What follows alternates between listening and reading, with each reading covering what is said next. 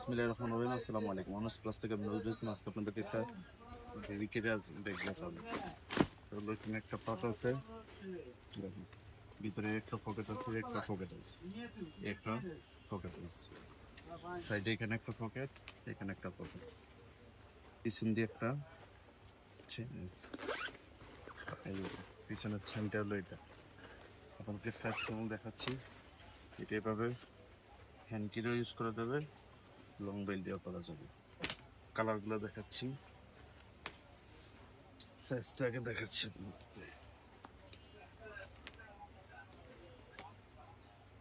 এভাবে হলো 10 ইঞ্চি,